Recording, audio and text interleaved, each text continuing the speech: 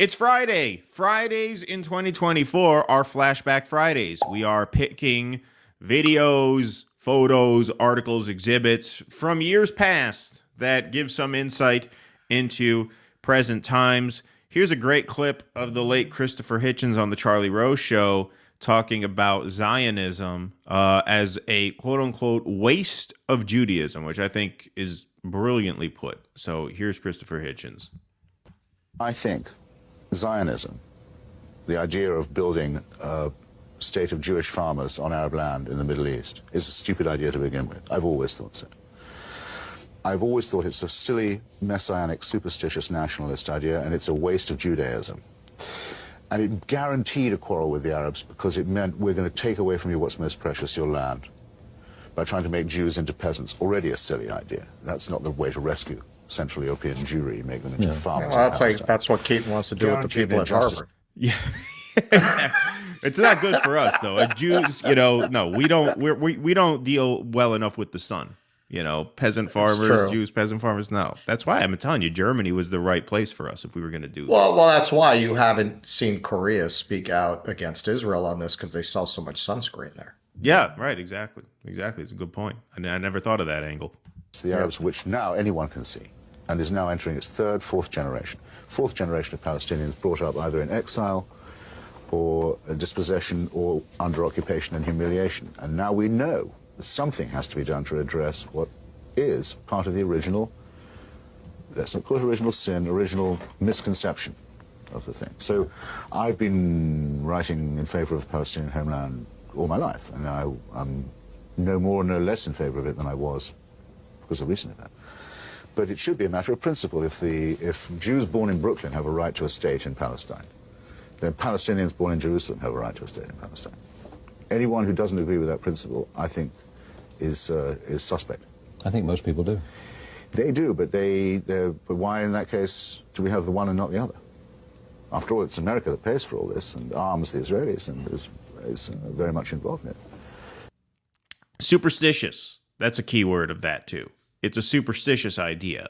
This is a claim that is based in some biblical origin story of this land starting at a very arbitrary point in history, right? Yes. Whereas if you actually grounded the claim to a Jewish state in the political realities of the moment in which it was founded, it's very obvious where that state would have been built, and that is in Germany, which was split after World War II. So it was the perfect opportunity to build it there based on a political and recent historical at the time reality, as opposed to a superstition.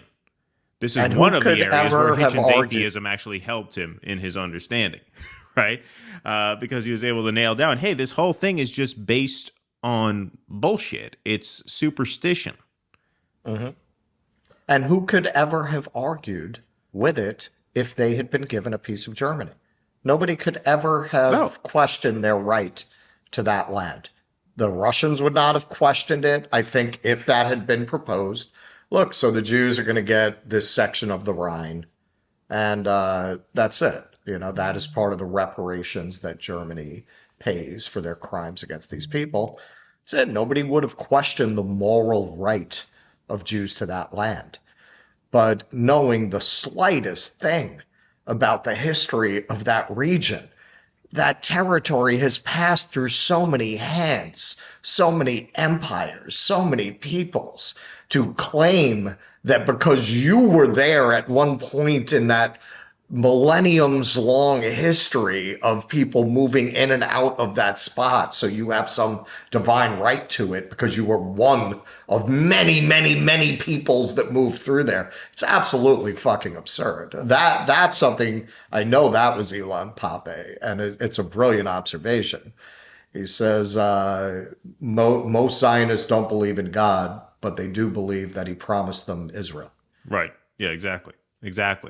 And you would think an analysis like that of Hitchens, which was really spot on in that moment, would lend him to an understanding or at least a questioning of the idea, hey, this superstitious sort of biblical claim that Israel is now making to this land, that works on the rubes, that works on the people, right? It's good to rile up a religious fervor, a religious zeal, a Right. religious commitment.